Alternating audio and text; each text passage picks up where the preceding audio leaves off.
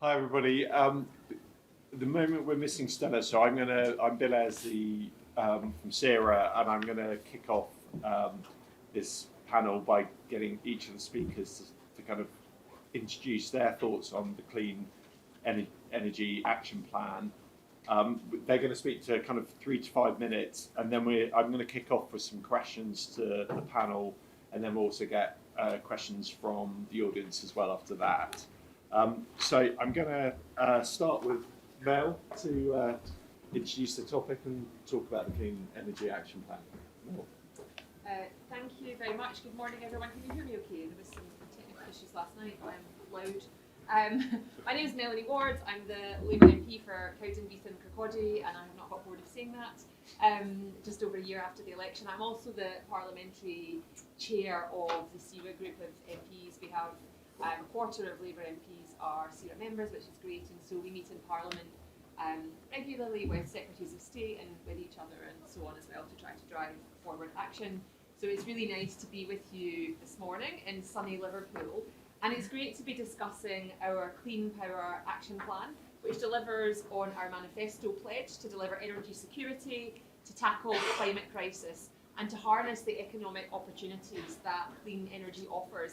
As I'll say in a moment, there are some real examples of how this is starting to bear fruit in my own constituency as well. I think it's important to try to ground many of the national level pledges that you hear us talking about here with what's actually happening on the ground that is different. And now the microphone is on, so that's even better.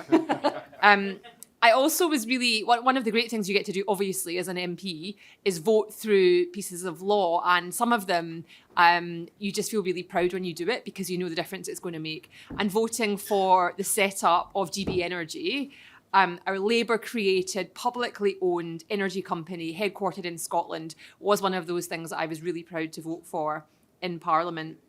And of course, as is the theme of this conference to some extent, we obviously live in a world where some groups of politicians on the hard right are trying to divide us in all kinds of ways. And we see them starting to use climate change, action on the environment, and net zero as a dividing line in this, as a kind of political football, when of course what we need to be is united in the fight against climate change, because it's something that would impact on all of us. And I was actually really glad that, Richard Tice thought he was a kind of political genius in the letter that he wrote to businesses. But as far as I can tell, it's had no impact on what business is actually doing. And that's a good thing, right? Because it needs to keep on, we need to keep on making progress.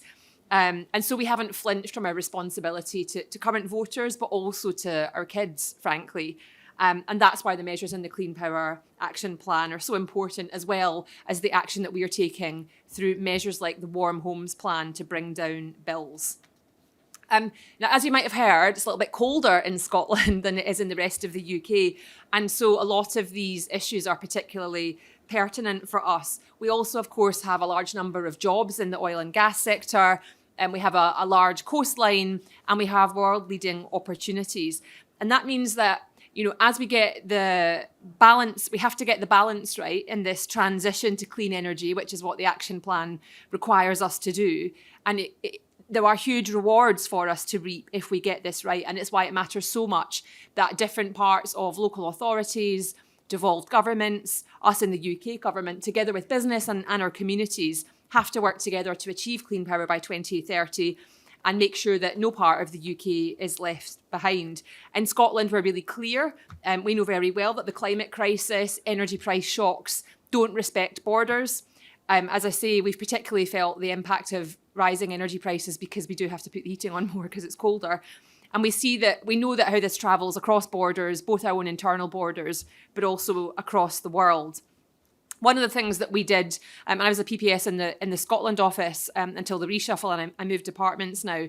But one of the things that I saw quite clearly was how our new government has worked to have a more constructive relationship with the Scottish government, because we know that issues like climate change are too important for our political differences to get in the way. And so we have worked to reset that relationship and make sure that action on climate change, which was held back by the Tories, isn't held back. Of course, I still very much want to see an upgrade to the First Minister and to have an SERA as First Minister after the next election. But skills is a really pertinent issue. It matters hugely if we're going to be able to achieve net zero, if we're going to be able to meet the Clean Power Action Plan. And it's also a particular issue in Scotland where we've been really let down by the SNP and their skills, or lack of skills planning, I should say. But we know that between 2020 and 2022, the number of clean energy jobs grew 5 times as fast as overall UK employment. That requires us to have more engineers, more electricians, more welders, and more planners. And actually, earlier this year, the UK and Ireland boss of Siemens Energy said that up to 500,000 more workers would be needed to meet net zero targets in the coming years. That's a real opportunity for our economy. It's a challenge for business. It's one that government and business needs to work together if we're going to get right. In Scotland, we have a particular challenge around this. You've heard the government talking about young people who are not in education, employment or training today. In Scotland, we have 84,000 young people who are not in education, employment or training. And in creating some of these job opportunities and in offering new kinds of training courses for people to have the skills for the future, there is an opportunity there as well. And obviously, one of the questions that I'm asked, including by my constituents on the doorstep, I do have some constituents who work in the oil and gas sector, who work offshore, and they say, you know, what's going to happen to us? And it's a point that our trade union colleagues obviously raise very clearly. It's another good example of why the partnership between government, business and communities on skills and on the transition is so important. And doing this well, it can lead to more opportunities for areas like mine, which have been hit by deindustrialisation that was done badly in the past. And I just wanted to end with a few concrete examples of how the shift to clean power is impacting on my own constituency. So firstly, we're part of the 4th Green Freeport, which our government has invested significantly in, and will have a base in my constituency where wind turbine assembly will take place, and that will result in job creation. And indeed, new offshore wind farms off the coast of Scotland are already creating jobs and business opportunities in my constituency. One of my local companies secured a big contract to support the maintenance of a huge new wind farm which is being built. And so, you know, it's literally putting money in the pockets of my constituents. My local college is Fife College, got a really brilliant enterprising principal, and they have partnerships with a huge range of companies from SGN to Shell. And the college is really building its offer on education and skills to support the green transition. It's something that we talk about a lot. The college is really receptive to the needs of business. And indeed, it's one of the areas where we feel our region could grow and develop our reputation for more. But we obviously need the college and indeed the Scottish Government to get it right on planning for those future skills as well. And then one of our brilliant local charities, which is called Greener Kirkcaldy, which is a really enterprising, just fabulous local charity. They run a programme called Cosy Kingdom, because Fife is known as the Kingdom of Fife. And that is encouraging and supporting home insulation and action to make homes more efficient, more energy efficient. So it's good for the planet, it's good for people's pockets as well. And they do it in a really creative way. They take the offer to people where they are. They talk to people about this is something that can save you money, but obviously it's good for the planet as well. And actually today I was looking at an email they sent because I'm a member of Greener Kirkcaldy. They were recruiting for a new worker to go out and talk to businesses about how they can make their offices and their operations more energy efficient as well. And they're also a linchpin of Fife Climate Festival, which is taking place at the moment and is a brilliant celebration all across the region of both positive things that we are doing to support the environment and the clean energy, but also of the beautiful kind of natural environment that we live in. And finally, part of my constituency was badly hit by Storm Éowyn that took place in January, you might remember. One of my villages was out of power for quite some time. And a few months later, when I went to the village, the committee that run the community hall were really proud to give me a tour of their newly refurbished village hall. And it had a heat pump fitted, which was funded by the community benefit from a local wind farm. And they told me that not only are their bills now cheaper to run this facility for the community, but that will be a better resource for the village in future weather events because they won't be impacted anymore by power cuts to the main energy lines, the main power lines coming down, and they'll be able to provide, for example, a warm, well-lit place for people to go to.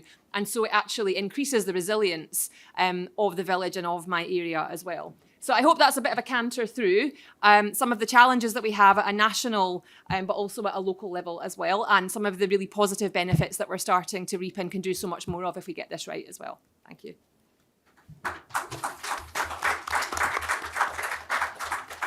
Thanks, Melanie. And I think yesterday at the rally that we had, a big theme from a lot of different spokespeople was about the whole theme of bringing alive clean energy at the grassroots. So I thought you brought some really good examples of how that's becoming meaningful at a local level.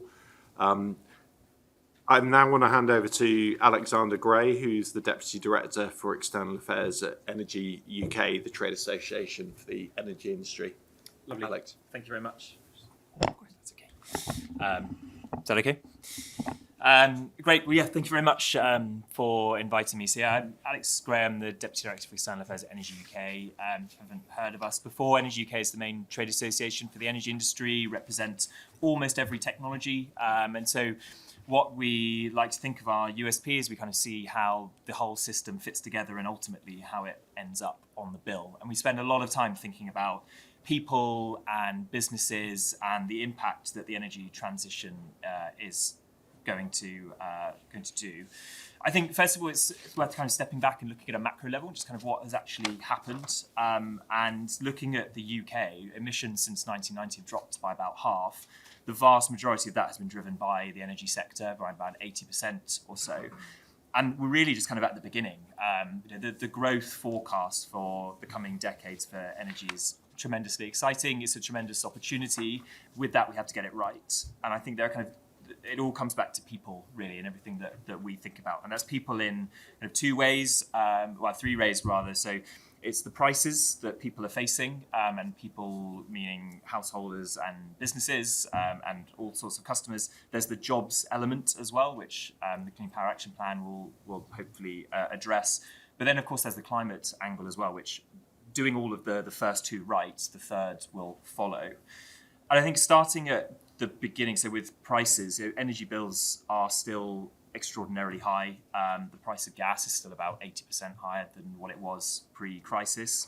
The reason why the Clean Power Action Plan and other targets are so important is making sure that the UK is much more reliant, having more domestic sources. The government at the time was right, but spent about 40 billion subsidising everybody's energy bills through the energy crisis. It's about double the Home Office budget, to put that in perspective.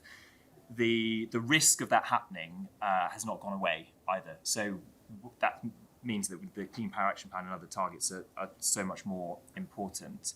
And just the real life impacts today, I mean, Melanie, you'll see it, I'm sure, with some of your constituents, but those who are falling into more and more debt, not just households, but businesses as well. But for those, for domestic household customers, debt is at about 4 billion at the moment. Breaking that down at a household level, those that are in arrears, it's at about £3,000. And that's just on energy, let alone those falling behind on their council tax or water or broadband or any other service that they might be paying for. So it's really important that this is delivered on. And the long-term direction of the Clean Power Action Plan and what is happening at the moment when it comes to delivery of infrastructure, it will make the United Kingdom more resilient, but things have to be happening in the short term.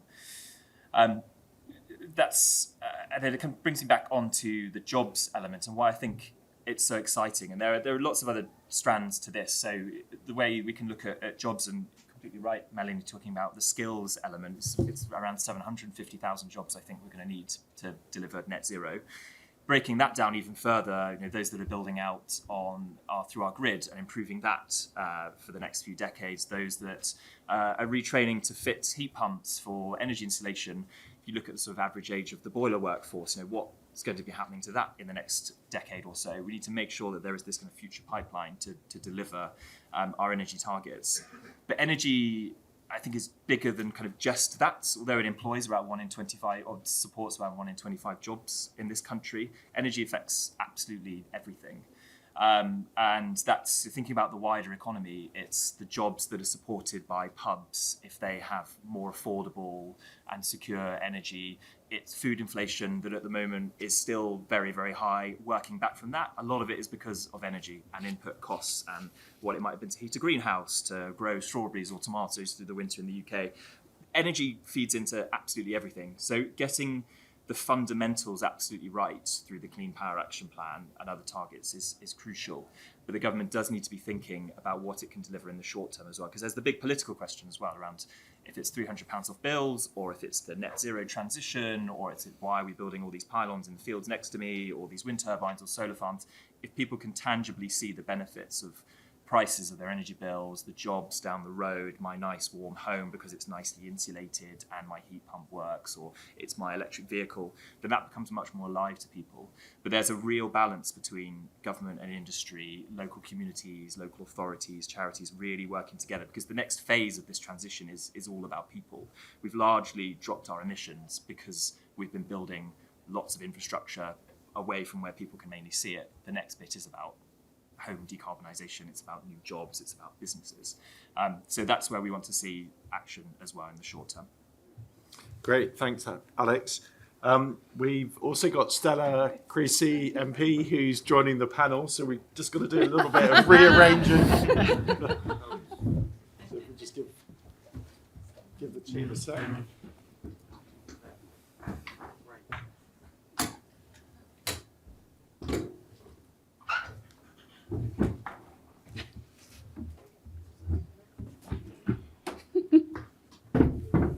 Great.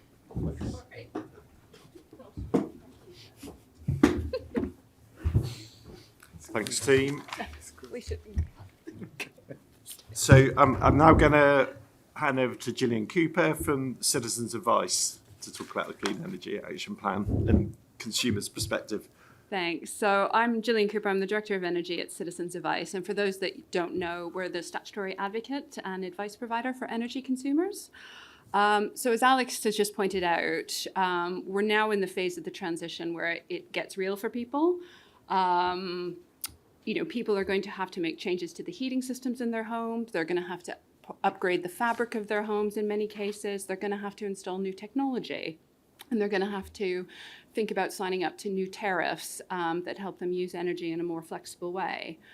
And people are also going to be seeing the environment change around them, from the grid upgrades, the build out of new renewables, the rollout of things like heat networks in their communities.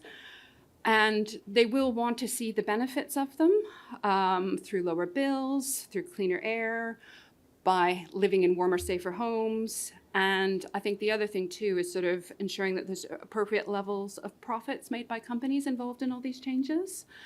And I think that's important because when you look at the sort of context that we're in at the moment, there's many households struggling with bills. The cost of living pressures in this country haven't gone away. Even if, energy bills have reduced a bit, that still has left a very long hangover for people. We've had a breakdown in the cross-party consensus around the net zero transition that we had enjoyed for a number of years, which is really unfortunate. And obviously, the US government has taken a rather different view on some of this as well. And I think that just, the political context is more difficult, and we need to acknowledge that.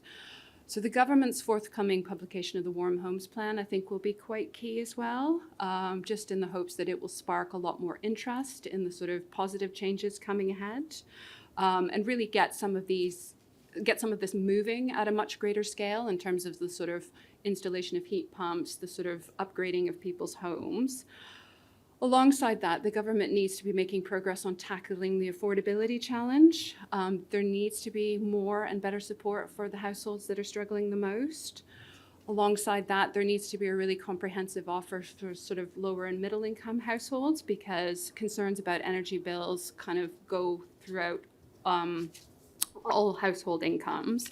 So, we're very much looking for the government to come forward with plans for sort of cheaper finance so people can sort of afford to make these upgrades, the continuation of grants around things like the boiler upgrade scheme that helps people afford heat pumps, And we also need to give people the confidence that whatever they install in their home, they'll have a good experience with it, because that has been a challenge up until this point. So there needs to be an overhaul and a significant upgrade of the consumer protection regulations. I think Ofgem, the regulator, obviously has an important role here in ensuring that the profits made throughout all of this for our companies involved in this are appropriate but not excessive. And I think that's just because when people see changes happening in their communities, particularly the build out of new grid infrastructure, they want to know that companies are making fair profits and there's something in it for them. So that's just something that's sort of another challenge that the government's going to have to get right. And I guess just given where we are, given, the government will want to be able to show tangible progress by the time of the next election, they need to ensure that all these reforms start delivering for people so they see the benefits in their communities and they see the benefits in their pockets. Someone I know sort of always uses the phrase, the public has a veto on net zero. And I think that's very, very true, especially at this stage of the transition, because we're asking people to make changes in their homes. We're asking them to buy new technologies, spend money on things. So they really have to see those benefits coming through to them. So it needs to feel fair to people. It needs to feel affordable, and it needs to feel safe to them when they're making upgrades to their homes, because consumer protections will have been upgraded. And I know the government is thinking about all of this, but there's some challenges ahead in making sure this all lands in the right way and people feel supported throughout this process. Thanks, Gillian. Again, I think picking up from the themes that Mel had, it's that tangibility of the benefits of clean energy that you're bringing forward. And again, when we go into the discussion, I think how we bring that tangibility into consumers' lives is going to be really critical, so they buy into the changes over the next 4 to 5 years. On that point, Tristan, obviously from an EDF perspective, you're the Director of Strategy. It'd be great to hear your perspective as an energy company. Thank you very much. And I'm also Vice Chair of Renewable UK, so also involved at sectoral level. EDF, we are one of the leading investors in renewable energy. We invest in wind, in solar, in battery storage. And for us, clean power is an opportunity that's probably more tangible than ever before.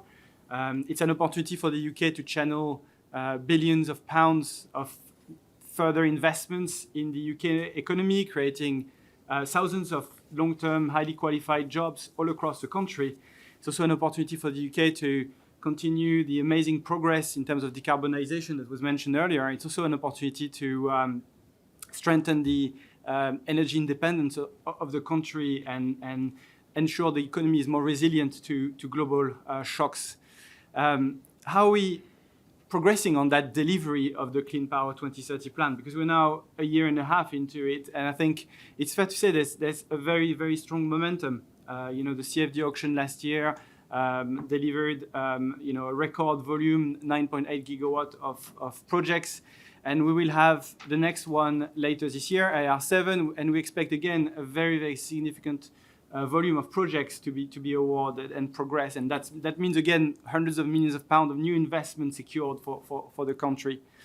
The UK is making very, very strong progress there.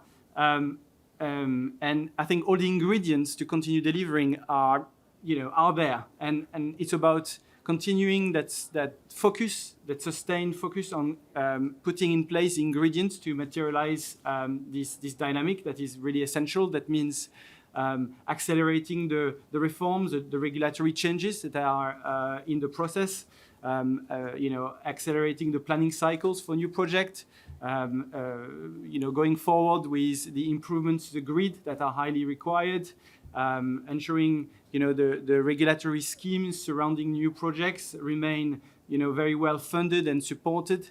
This is a clarity, the long-term clarity that investors in the UK require. And as you mentioned, Melanie, energy investors are long-term investors, and the noise coming from reform and others hasn't disrupted that. I think investors continue to perceive the long-term trajectory and clarity of vision, and that's a very, very strong thing.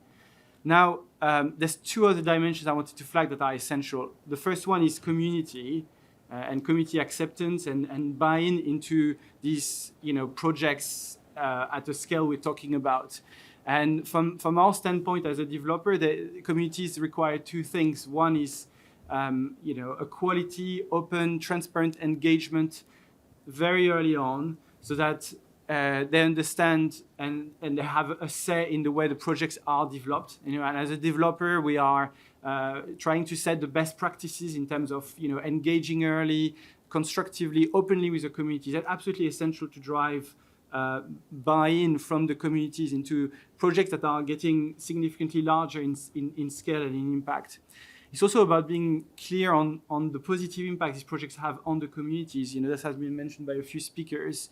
And that means, obviously, community investment funds, and the sector has always been very, very strong on those points, but also in terms of jobs and in terms of local opportunities for people.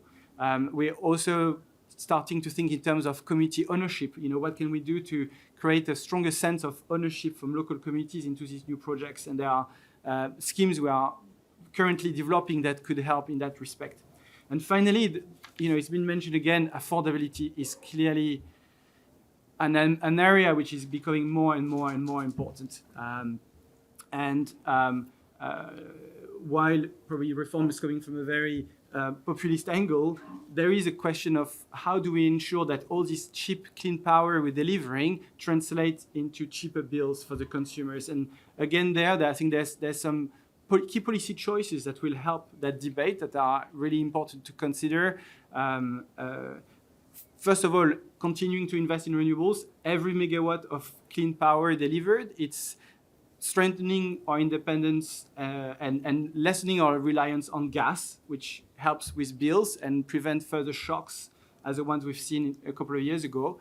But beyond that, it's also thinking in terms of electricity bills and how much of levies, for instance, fall into electricity bills and actually make electricity perhaps relatively too expensive at a time when we would like to encourage electrification of usages, as mentioned before. So I stop here, but yeah. Great, thanks a lot. And finally, Stella Creasy MP. Stella. Can you hear me? Maybe I can just shout. I want to try to avoid the maxim about why do fringe meetings go on for so long, because everything that needs to be said has been said by the first speaker, but not everybody's had a chance to say it. Let me offer three insights, both as a local MP and also with my hat on here as the Labour Movement for Europe. Firstly, as a local MP, one of the things I'm very struck by in terms of winning the argument with people is we have to go from showing people the local benefits of major projects to actually allowing local people to run local projects. What do I mean by that? So I represent a community where we have what we call the Power Station, which is a road where we crowdfunded to put solar panels on everybody's houses at the same time and to bulk buy solar panels as a community. The gentleman's nodding over there. It was not the panacea that we wanted it to be. It's been a fascinating experiment, and we're trying to roll it out as a model for how you might make true community ownership and engagement work. Some of the challenges that we faced in terms of actually having raised the money, and the people, Hilary and Ben, extraordinary people, artists, who actually slept on their roof to encourage people to contribute to the crowdfund. So they raised £100,000 to subsidise it. Local residents were then invited to be part of the scheme depending on what they felt they could contribute. And for those on the lowest incomes, the panels would have been free. The houses we were not able to put panels on were council-owned houses because the local authority decided that they couldn't engage in it. The second group of houses where we really struggled was privately rented houses because the landlords started to say, well, if we do this, it's a major upgrade on the property because your bills will go down, and so we'll expect the rents to go up. And if you can imagine in London, anything that pushes up rents isn't a good thing. Now, I look at that and think those are two eminently resolvable problems. And I'm very grateful to Octopus Energy and the Repower Network who are working with us to try and roll this out on other streets, because people have seen, we did get, I think, 16 houses in the end in this project. But it was a really good example of where some really creative, quite inspiring thinking about community ownership and collective ownership of energy and transition and what that might look like, because ultimately they didn't just want one road, they wanted many roads and to have a substation, fell flat in the face of bureaucracy. And I think one of the things about this debate and this understanding is getting major companies behind those really micro projects will also help with the really macro projects, because it shows we're thinking across the piece about how do you transition in a way that people can see directly. People on that road can see the solar panels that their neighbours now have and they want them, but they also want to be able to do it in a way that doesn't push up their bills in other ways. So first lesson is think extremely hyper-local if you want to get the maxi-local to also get support. Second lesson is don't forget our international partners. We've got really positive news about the deal that the government is doing with our European partners. Actually, there's some really, really good things in there, but there's a lot at stake. So people in this room will know about the debates around CBAM and about emissions trading and the electrical scheme. One thing I haven't yet heard ministers talk about, but I think absolutely has to be part of this, is the North Sea Energy Cooperative. Again, for the public, I'm looking at people here to see whether anybody actually knows what I'm talking about. It's basically about how you own the sea and being able to do tidal energy. It makes perfect sense to all of us that the sea is not owned by any one nation, but all of us working together can capitalise on the ability of building these projects to both lower our energy bills and get tidal power into the mix. We're not part of that project anymore, but we could negotiate to be part of it as part of the European reset. We won't do that unless, again, people are talking about it and asking the question and putting it on the agenda. So my second lesson for you all is don't forget the international. The third lesson is a complete bastardisation of James Carville, which is the energy stupid. This is a really important agenda because actually, if you look at what is dividing this country, if you look at what is making people feel hostile towards their neighbours, it's cost of living issues. And if you look at energy and you look at people's experience in recent history of literally energy bills being something you cannot avoid and you cannot control, there's never been a more important time to show people that the investment that we are making is literally going to help make sure there is not too much month at the end of their money. And when we have that conversation, it can't just be about our constituents. It's got to be about businesses as well, because for so many companies, their energy bills are the margins between being profitable, especially small businesses.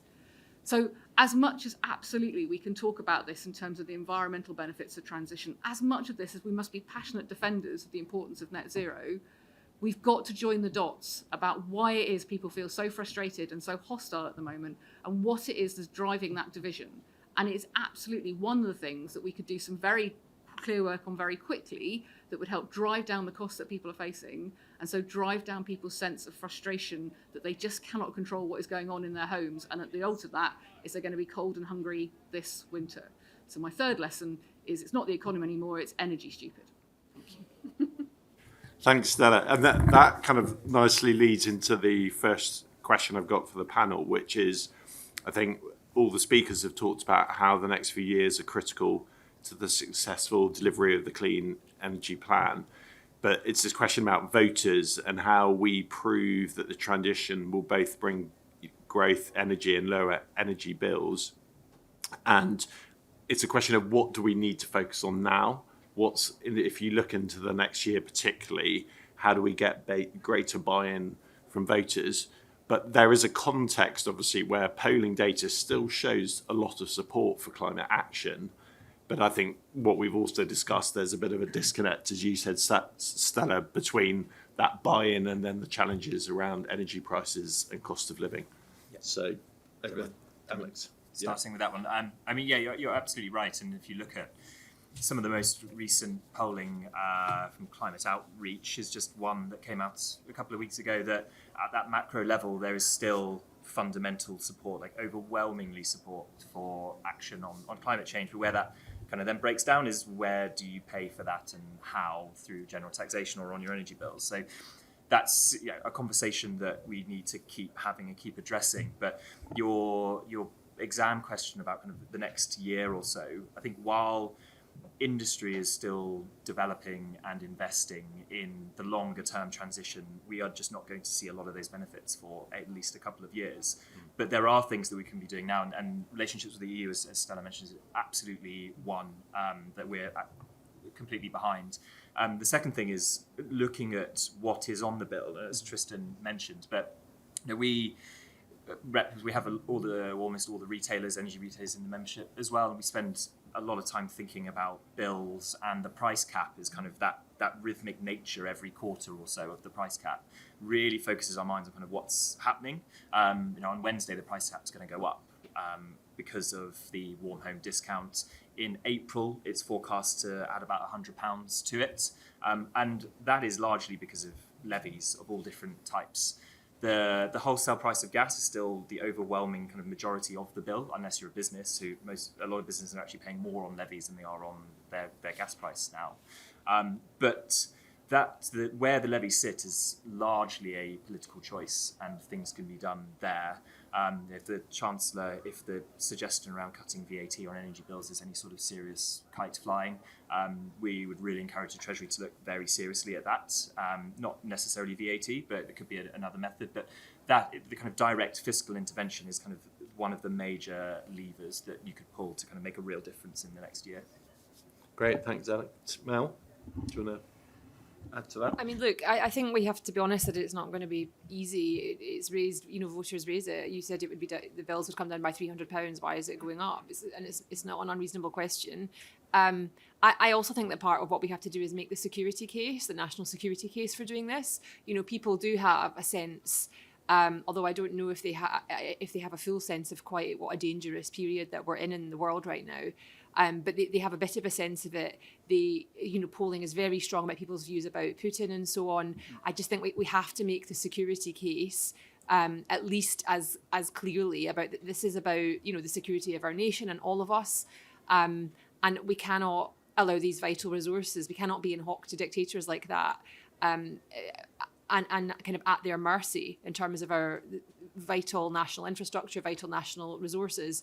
And so I think we just have to be very, very loud and clear about that at the same time, because I do think people get that. But, I gave, when I spoke, a few local examples, small things, but that are starting to make a difference, and being able to point down, it all feels very amorphous, what's happening here, but being able to point to, Ochtertool Village Hall and what's happened there is a small example, but people can start to see that this is actually a positive thing, which makes us more resilient, and it's cheaper, and it's good for the planet. Yeah, linked to that then, obviously we're seeing a lot of myths, or as I think we're saying as SERA, disinformation around the impacts of net zero and renewables. But I'd be interested from the panel of, again, building on this point about tangibility, how we tell a better story to voters about the change and the positives. I'm happy to start, if that's okay. Yeah. I mean, there's no doubt that renewables, in particular, are the cheapest form of new electricity you can deploy today. And there's no doubt on the global scale that electrification is a way to go. China, as an example, is transforming itself into an electrostate, and turning its entire economy around electrification. The question is, the direction of travel is very clear now. Why is it not translating into electricity bills? I think is the crux of the question. I mean, Melanie, you talked about the energy independence and the security is absolutely true. I think we need to really reflect, though, how we can make sure people see the benefit in their bill of that transition. And why are electricity costs so high? There's two reasons. If I simplify, one is that in the UK the electricity price is still largely set 98% of the time by gas, right? Gas generation sets the marginal price and sets the price of electricity in the UK. So we need to build more local homegrown electricity that's based on renewable resources or nuclear, that breaks bit by bit that link with gas. It won't happen overnight, but we need to continue moving in that direction, continuing to invest in local homegrown clean electricity. That's a way to disrupt that. The other reason is the one I think, Alex, you mentioned, which is we have this strange situation in the UK where the government is trying to promote electrification, which is the right thing to do, but we still have a lot of the policy costs falling on electricity bills, which as a result render electrification more difficult. When people face decisions on their homes, they don't necessarily see the immediate case for instance, installing a heat pump, And the good news is we're not that far. We just need perhaps some changes. I think, Alex, you mentioned the levies falling on electricity bills and rethinking how these are designed. I think that could make a real difference. A heat pump is 3 times more efficient than a gas boiler. So if you get what we called the spread between gas prices and electricity prices down to 3, it becomes economical to change to a heat pump, for instance. So we need to get in that ballpark. We're not that far. Right now, we're probably at 4, you know? So we need to get we need to find the levers to close that gap and really unleash the power of electrification as a nation. And that will drive bills down, and people will start seeing the benefit at their own individual level. And of course, the final answer as well, which is the final miss, is around jobs.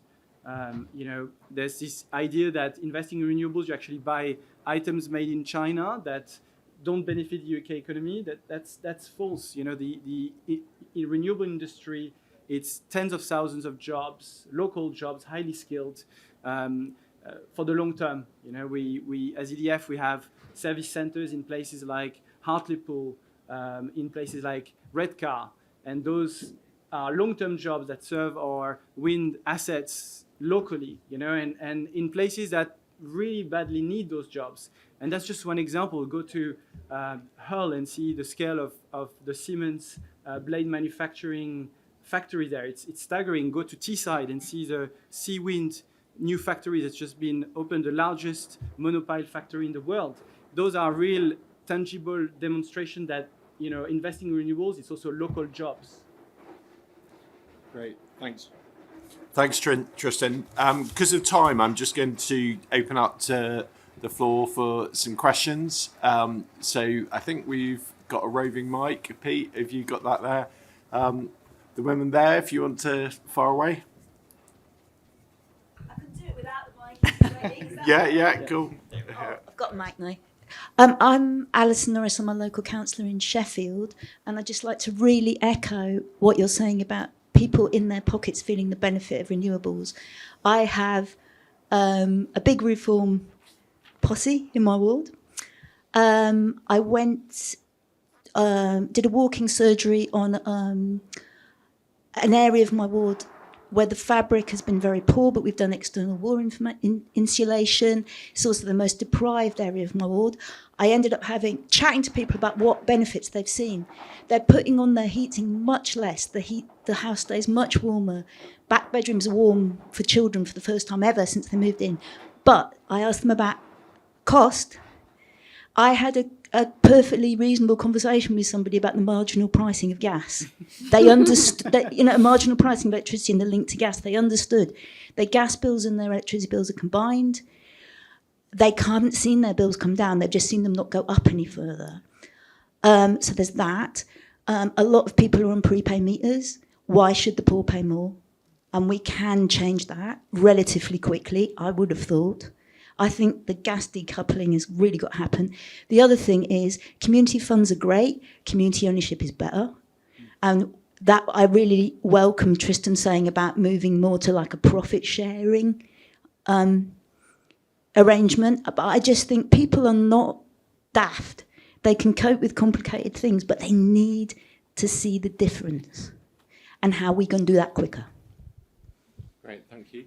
Gillian, do you want to give a perspective? Sure. So I think this is something where the government does have a clear vision for what it wants to achieve through all of this. I think the challenge is it's got a sequencing challenge because delivering system-wide change is really complicated and it takes a long time. And I think that's the biggest fundamental challenge we have over the next couple of years is sort of how you start delivering those building blocks that people can start to see the benefits hitting their pocketbooks mainly, because let's face it, this is about sort of what people pay in terms of bills. So, you know, I think in terms of what you've already outlined, I think there's an affordability challenge here. So you want to have an enhanced offer for the households that are struggling the most with bills. You know, there's some positive steps around warm home discount reform. I think it needs to go a bit further and become a bit deeper for some of those households. again, I think you need to sort of use the Warm Homes Plan publication to really sort of push the dial forward on the consumer protection piece, because while the households in your constituency seem to have had a good experience with external wall insulation, that has not been the case across many, So, I mean, there's some big problems in that space, and that's something where we desperately need to sort of upgrade the skills of the workforce installing those measures, and just make sure that if any problems emerge, there's much greater support to help people where they've had a bad experience. And again, on the consumer protection theme, we just need to make sure that sort of reforms to the retail market basically enable more people, particularly low-income households as well, who are able to use energy more flexibly, feel confident in taking up new tariffs that come onto the market, so they can start to feel the benefits in their pocketbooks. And again, linked to that as well, as everyone has already said, levy reform has got to be part of that. We cannot keep piling things on energy bills and hoping that, you know, people will continue to buy into this. We have to think about different ways. Thanks, Gillian. Mel, Stella, do you want to add anything to that? No, I mean, I think everyone's right about, and I think Mel's especially right about expressing the security challenge. I also, so my hat on, I think there's a really important way of explaining to the public that one of the reasons we need to tackle the attacks on undersea cables is also, and that's obviously an international concern we face as well, but being very clear, at the start of the Ukraine crisis, one of the reasons why Germany was not as signed up to supporting the Ukrainians was the concern about gas. We never want to be in a position where our energy access influences our ability to defend our nation. And that has been a very serious concern. I think also, look, this is going to be a controversial thing to say, but I was thinking infringing some of this. One of the challenges here is if we focus on jobs at the expense of the cost of living, the jobs only make a difference if you're one of the people getting one of those jobs. Like, the cost of living is something that everybody is struggling with, and you're like you. I always get frustrated when people make out that the public don't understand complicated things. If you've got no money, you understand that very, very well.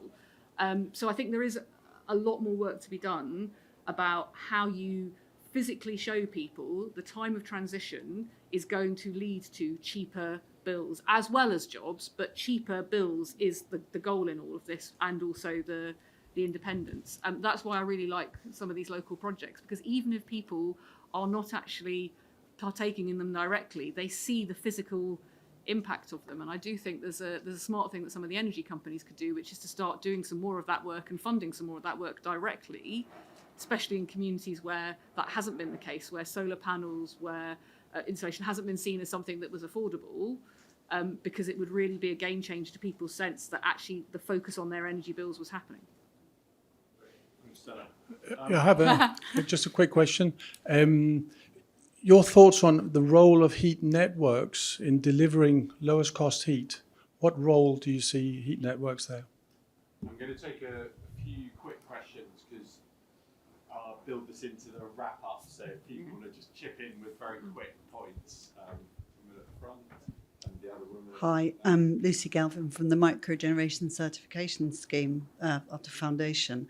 Our current major ask to government is to lower electricity costs by moving social and environmental levies, as we've spoken about, to make clean heat the most cost-effective form of heating. And we have an open letter to government on that, our stand at D12. But I wanted to ask quickly, what do the panel think will be the quickest and fairest way to do that in a nutshell? There are different ways of doing it. Lydia Merrill from the University and Colleges Union, UCU. I'm just wondering about this consumer confidence and the reliability of people who are coming to fit and maintain your air source heat pump, or even to put your external cladding on.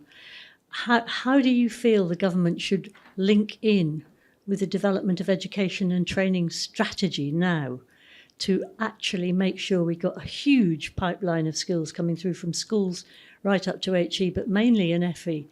How do you think the government can actually put more attention to that?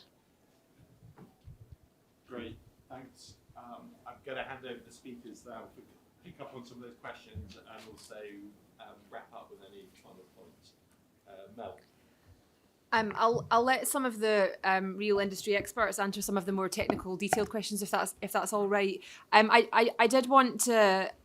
I'll come back to your question really at the end, but I wanted to say about the skills challenge is something that I spoke about, and I obviously. Education and skills has devolved to Scotland, so from a Scottish point of view, we've got a real opportunity here, but also a massive challenge. And I'm afraid it links into the Scottish elections that we have next year.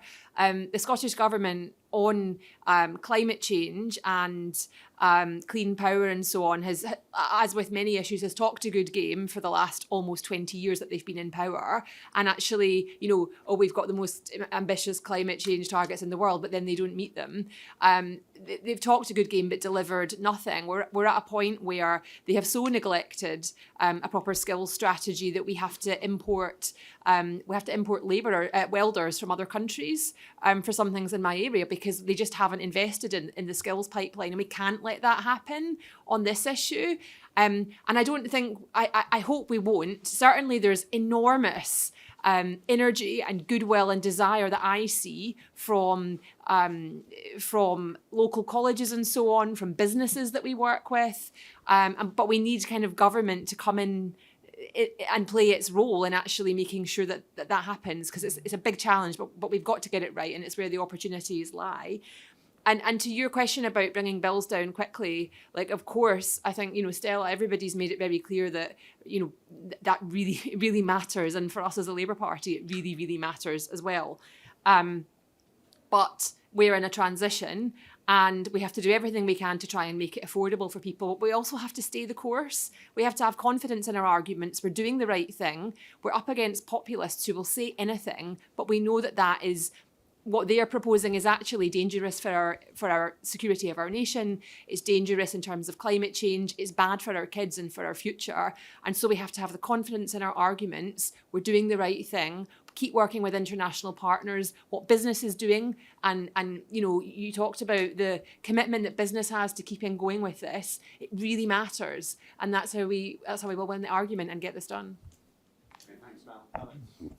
Thank you. Yeah, I mean, just to run through this, the role of heat networks, absolutely. I think it's the approach to, the transition more generally is, let's make sure that all options are kind of still remain on the table and kind of be led by what's economic and what the science says as well.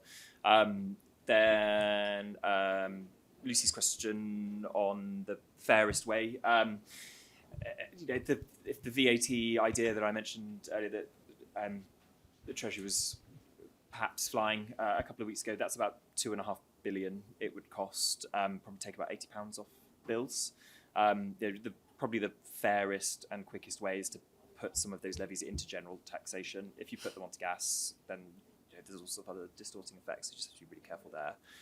And then on the consumer confidence piece, I think it's probably something Gillian and the Citizen Advice team could probably take up, but putting more attention on just jobs. They're not just green jobs. Like, these are just really good jobs coming through that are around the whole UK. But having a more joined up approach within government is always welcome. Great, thanks, Alex. Tristan? Thanks so much. I would say the momentum that this government has created is very, very strong, and we need to really deliver. So it's about, focus and sustaining the path and delivering what needs to be delivered in terms of reform agenda that are still on the table. I'm thinking of grid reform. I'm thinking about the strategic spatial energy plan, which is the way the system is now going to govern where new capacities are going to be built and when. All of these things are really important pieces of the puzzle to continue delivering at pace and at scale. So more is necessary. We need to really address the issue of bills, as everybody has mentioned, and I completely agree with your point, Alex. I would say the fairness of general taxation as well is that, the more you earn, the more you pay. So you have, if you divert that to general taxation, that fairness is inherent to it. But I think we need to unpick piece by piece and find the right solution for the different elements of that. And finally, on the job side, indeed, I don't know any developer out there who isn't struggling to find the people they need to deliver the projects. And in fact, you see even people importing workers to deliver the project because you simply can't find the right skills in the UK, which is absurd. EDF is investing at scale in nuclear as well, and the nuclear industry have a lot to learn in terms of what they've achieved, in terms of training an entire generation of skilled workers, giving them the skills to work on projects like Hinkley and now Sizewell. There are things there that we can replicate as an industry. The challenge we face, I think, as an industry, we're talking about it with Alex, is I think renewables were quite fragmented. It's hundreds of developers. We need to join forces, establish common strategies to really materialize and accelerate in partnership with government, in partnership with communities, the skills, the industrial agenda around our development. Great, thanks, Tristan. Gillian? Yeah, I'll be super quick. So in heat networks, they're going to be a big part of the future. I think the challenge we've got is sort of there are, there's about 500,000 households on heat networks at the moment. Some of them aren't having a great experience. So we've got to, as regulation gets phased in, we've got to make sure that that is improved so we can sell the offer of heat networks to many more communities across our country. So I think that's just that's going to have to be worked out. And that is going to be quite tricky. On the fairness point, everyone's already said the points I would have said around levies. We need to look at alternative options. And again, on the education strategy, given the amount of work we're all going to have to do on our homes over the next couple of decades, there are many, many jobs out there. And the country needs to get more serious about how we support people to take up the skills that we need. Great, thanks, Stella. Yeah, look, I make absolutely no apology about being ruthlessly focused on the cost of living because I think it is engulfing every area of policy right now. And unless we are clear about how we are joining the dots of how our policies are tackling that, Amel's right, we have a focus on doing that, but showing people isn't the same as just telling people. And I think the challenge here is to show the trajectory of travel and how that will make that impact on people's pocketbooks. I also think there's a very clear argument here that if you recognise the underpinning of energy costs in so many of these debates for cross-government departmental working, because with the greatest will in the world, DNES can't do the work on FE training that needs to be to make sure that those conversations need to happen, as also need to happen within Treasury. And say my experience of that kind of micro community generation is that local government needs to understand how it can be an enabler. If we recognise this is not just about big projects, but also micro projects. I also think just finally, the really important point to make of this is what we don't do. Is if we don't do this, what will happen? Because we do face a choice as a country, because our opponents are proposing fracking as the alternative. And I think we do need to be absolutely clear that there is a cost to not moving forward in the ways in which we are moving forward, as well as working out how we can more clearly show to people the direct benefits in their pocketbook. The idea that fracking is going to save this country is bonkers. But until we're out there arguing against it rather than just dismissing it and showing how this is a better plan and a more sustainable plan and one that is linked up to government priorities around jobs, around financial education, around actually the quality of life that people have, the case won't be as compelling as it could be. So every time there's always a choice, and there'll be a choice at the next election, there's a choice for our planet and there's a choice for our pocketbooks, we should be unashamed in making that case. Thanks, Stella. Just to wrap up, thanks to everybody, all the speakers for a great collection of points around the Clean Energy Action Plan and for the contributions from the floor. You'll see that there's a programme of events for SERA, so there's a lot more activities happening in the next few days, but there's also a leaflet. We'd really encourage people to join our campaign around net zero and clean energy. We're going to be working across the country to push those messages and, as Mel said, make it really tangible on the ground. So there's definitely a green ground war to win. So we'd encourage you to either join SERA or at a minimum just share your email. Thanks everybody for coming.